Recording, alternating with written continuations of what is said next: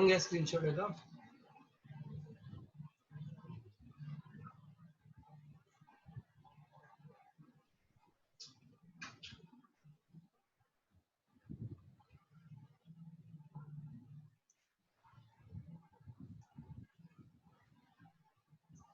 इथपर्यंत समज शिकवलेलं कळलंय का?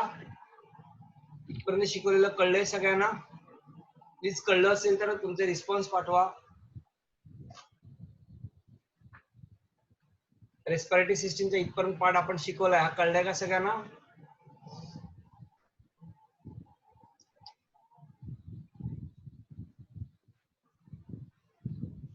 बघा ह्या ज्या वेन आणि आर्टरी आहेत ना, जसं एक्सचेंज ऑफ गॅसेस लंग्स मध्ये होतं, बरोबर ना? म्हणजे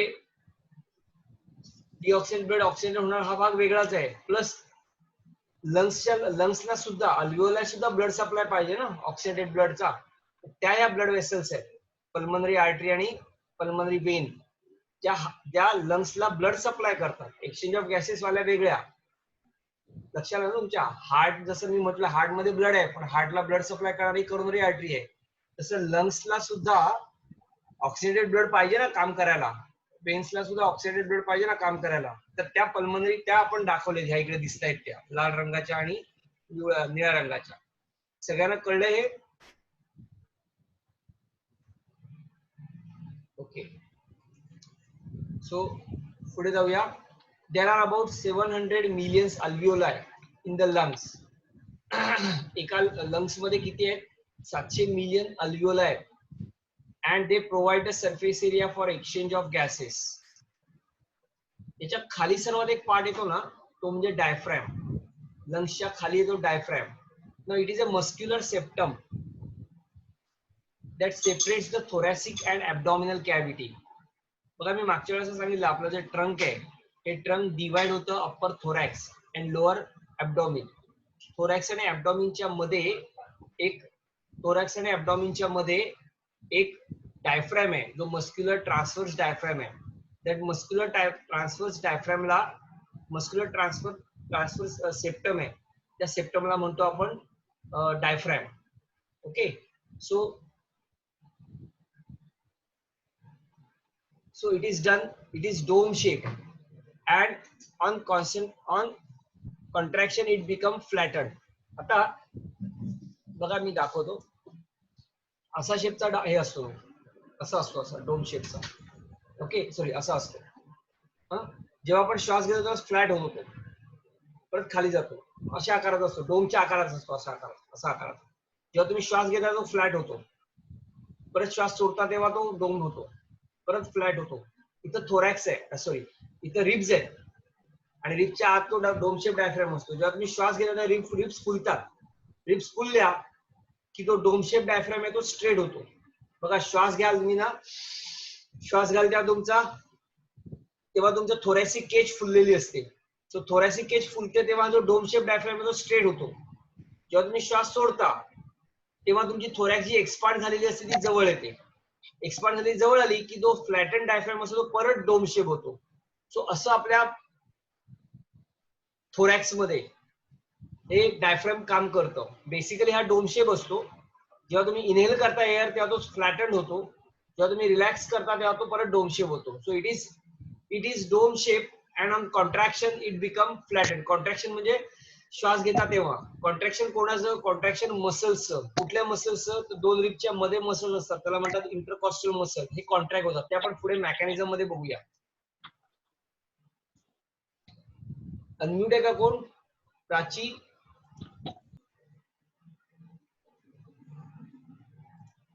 So it is dome shape and on contraction it become flattened. Now आता इथपर्यंत आपण बघितलं ना रेस्पिरेटरी सिस्टीम. याच्या नंतरचा जो आपण पार्ट बघणार आहोत, ही रेस्पिरेटरी सिस्टीम सगळ्यांना कळली? रेस्पिरेटरी सिस्टीम सगळ्यांना कळली का? पुढचा पार्ट येतो तो मेकॅनिझमचा आहे. तो कळण्यासाठी मुळात रेस्पिरेटरी सिस्टीम क्लिअर असायला पाहिजे. बघा रेस्पिरेटरी सिस्टीम मध्ये दोन पार्ट येतात, upper respiratory system, lower respiratory system. Upper respiratory system ही कुठपर्यंत? फॅरिंग्स पर्यंत येते. म्हणजे यात nostril, nasal chamber, internal nares, external nares, nasal cavity, internal nares आणि फॅरिंग्स, हा पार्ट झाला अप्पर रेस्पिरेटरी ट्रॅकचा, लोअर रेस्पिरेटरी ट्रॅक्स पासून येतात lungs, sorry larynx, trachea, bronchi आणि लंग्स. तर हे लोअर रेस्पिरेटरी ट्रॅकचा पार्ट आहे. सो आपण पूर्ण रेस्पिरेटरी सिस्टीम बघितली. यात कोणाला काय डाऊट असेल तर प्लीज विचारा, नसेल तर नाही म्हणून सांगा, मग मी पुढे जाईल. So if you have any doubt.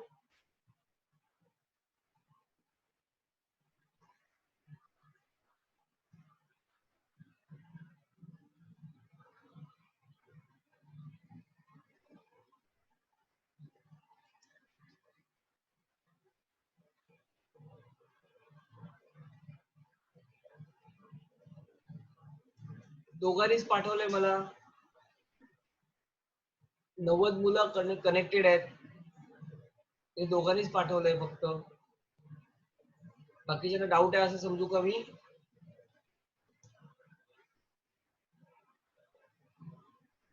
Okay, ठीक आहे. सो आपण रेस्पिरेटरी सिस्टीम बघितली, ही महत्वाची आहे. हे डायग्राम पण विचारणार. Okay, so now we start with next part topic, that is called mechanism of respiration. म्हणजे ऍक्च्युअली रेस्पिरेशन होतं कसं, रेस्पिरेशन मेकॅनिझम काय. So respiration is a biological process involving the exchange of gases between atmosphere and the lungs, and it results in the formation of ATP. respiration is biological process आहे ज्यामध्ये exchange of gases होतात. काय होतं बघा, it includes following steps. 2 steps आहेत. पहिले ते म्हणजे ब्रीदिंग, आणि दुसरे म्हणजे एक्सटर्नल रेस्पिरेशन, तिसरे ते म्हणजे इंटरनल रेस्पिरेशन, आणि चौथे ते म्हणजे सेल्युलर रेस्पिरेशन. हे आम्ही तुम्हाला मगाशी सांगितले. 4 पार्ट मध्ये रेस्पिरेशन होतं. First is called as breathing. Breathing मध्ये इनहेलेशन आणि एक्सपायरेशन होतं.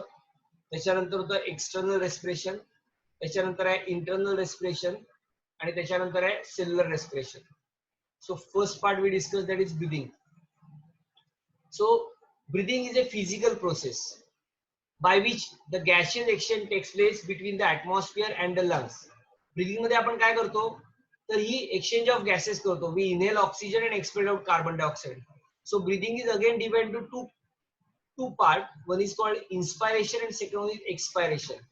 So it involves 2 events. One is called inspiration and second one is expiration. Now both these steps involve part of the thoracic cage. आता ह्या दोघांमध्ये कोण कोण include होतं बघा, परत लक्षात घ्या. तुम्ही जेव्हा श्वास घेता, आपण श्वास घेतो ना, त्याला इन्स्पायरेशन म्हणतात, आणि जो बाहेर सोडतो त्याला एक्सपायरेशन म्हणतात. जेव्हा इन्स्पायरेशन करतो ना, त्यावेळेला आपला थोरॅसिक केज फुललेला असतो, म्हणजे छातीचा पिंजरा फुलतो. बघा, प्रयत्न हे करून ट्राय करून बघा. श्वास घेतो तर छातीचा पिंजरा फुलतो, आणि जेव्हा श्वास सोडतो तेव्हा छातीचा पिंजरा जवळ येतो. आता ह्याच्यामध्ये कोणकोणते येणार, इन्व्हॉल्व होणार, ते एक तर थोरॅसिक केज येतं. थोरॅसिक केज मध्ये काय येतं बघा, तर रिब्स येतात. मधलं जे हार्ड बोन आहे, जे आपण मागच्या वर्षी शिकलो, दॅट इज कॉल्ड स्टर्नम येतं. 2 रिब्सच्या मध्ये हे थोरॅसिक केज आहे, बरोबर ना. इथं खाली डायफ्राम आहे, बरोबर. हा खालचा डायफ्राम, हे थोरॅसिक केज आहे. हे सगळे रिब्स आहेत. या 2 रिब्सच्या मध्ये मसल्स असतात. दोन muscles are called as intercostal muscles. So त्याच्यामध्ये इंटरकॉस्टल मसल्स हे आहेत, ते डायफ्राम आहे, हे इंटरकॉस्टल मसल्स आहेत. ज्या वेळेला तुम्ही श्वास घेता तेव्हा हे फुलतो, आणि रिब्स हे कॉन्ट्रॅक्ट होतात आणि फुलतात. फुलल्यामुळे डायफ्राम आहे तो फ्लॅट होतो, सरळ होतो, आणि जास्त जागा मिळते आतल्या लंग्सला जास्तीत जास्त एअर घ्यायला.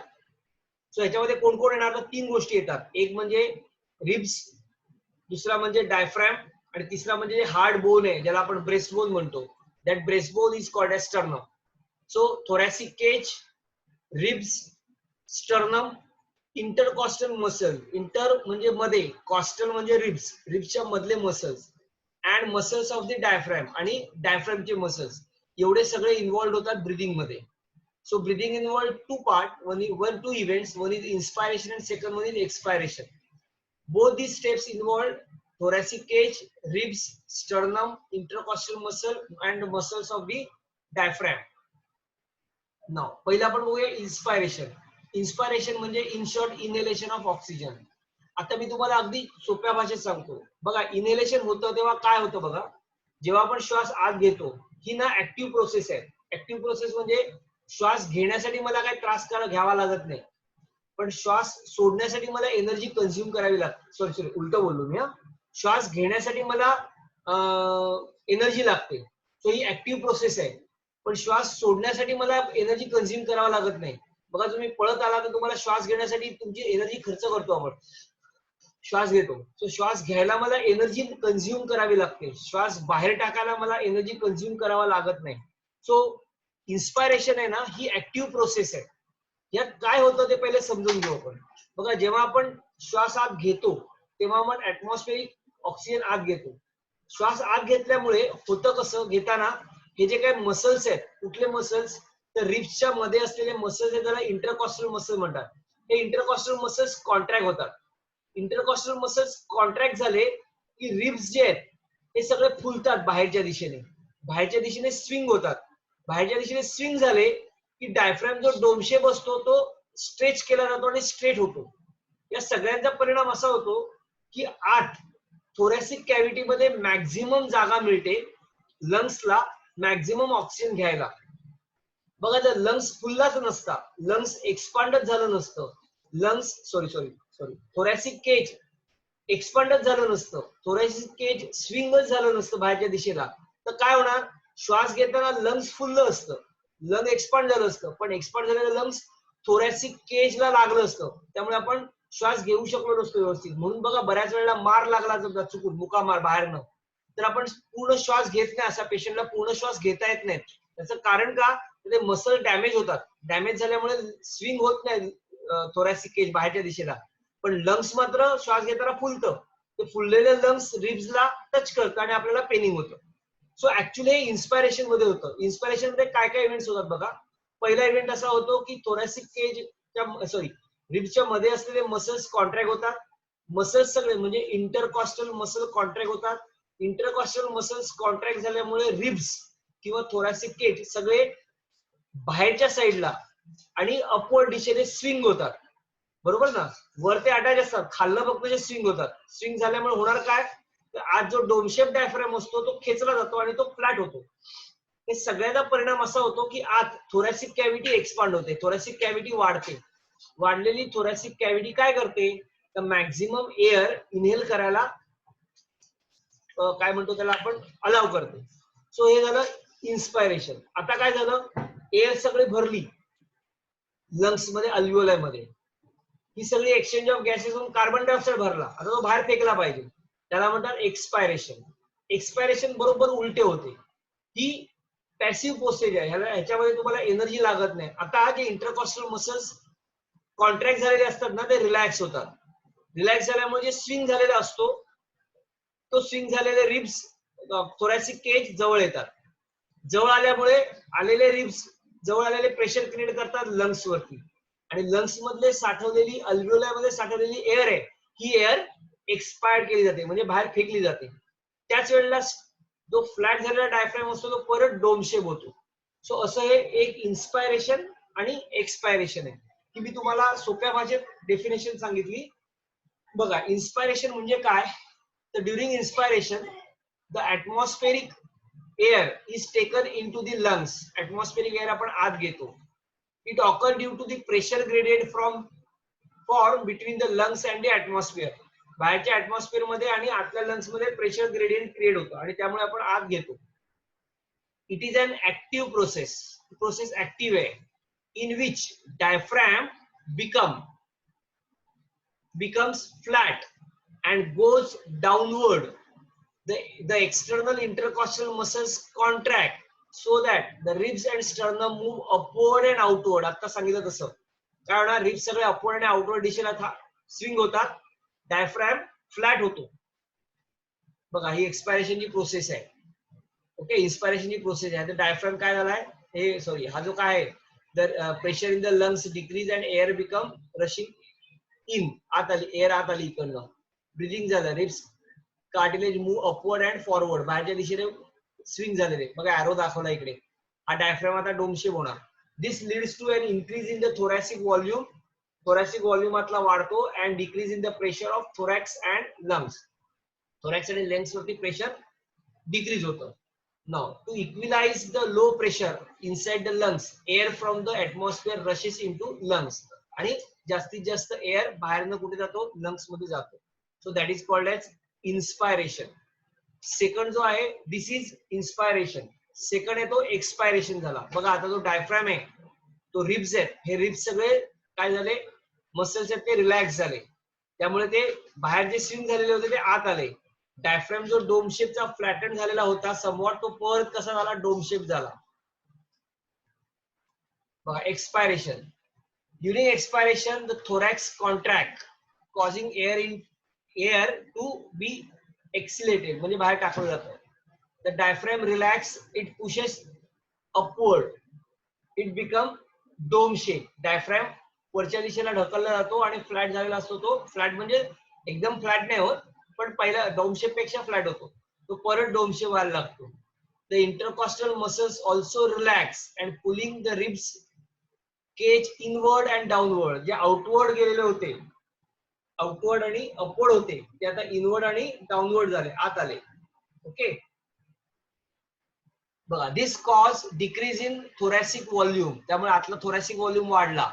and leads to increase the pressure in the thorax and lungs. thorax वरती प्रेशर इन्क्रीज झालं आणि atmospheric प्रेशर मुळे काय झालं, एअर जी होती ती जोरात बाहेर टाकली गेली. That is called as expiration.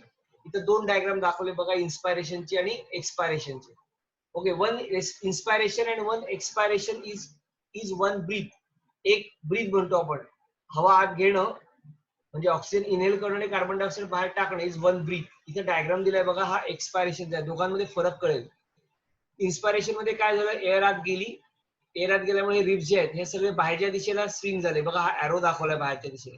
So ribs बाहेरच्या दिशेने आले. डायफ्राम जो डोम शेप होता तो थोडा फ्लॅट झाला बघा, त्यामुळे जास्तीत जास्त एअर लंग्स मध्ये भरली गेली. बरोबर ह्याच्या उलट आता काय झालं, एक्सपायरेशन होणार, एअर बाहेर टाकली जाणार. इथं जे बाहेर गेलेले रिब्स होते आता आतल्या दिशेला आले, रिब्स आतल्या दिशेला आले. डायफ्राम जो फ्लॅट होता तो आता नॉर्मली परत डोम शेप झाला. डोम शेप झालेला डायफ्राम आणि इंटरकॉस्टल मसल आत गेल्यामुळे आत प्रेशर क्रिएट झालं. इथं कॅव्हिटी वाढली, कॅव्हिटी वाढल्यामुळे लंग्सला जास्तीत जास्त एअर घ्यायला जागा मिळाली.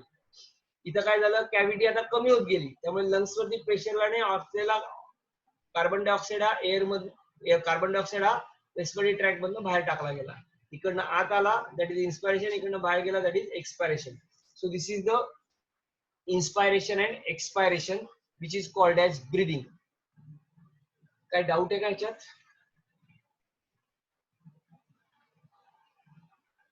इन्स्पायरेशन आणि एक्सपायरेशन मध्ये काय डाऊट आहे का?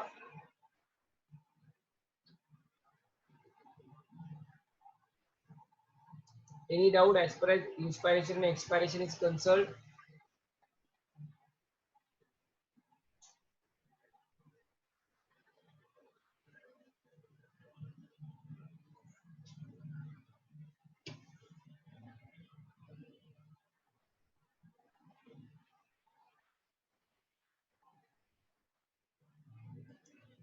ओके, सो याच्यावर पुढचा पार्ट आहे.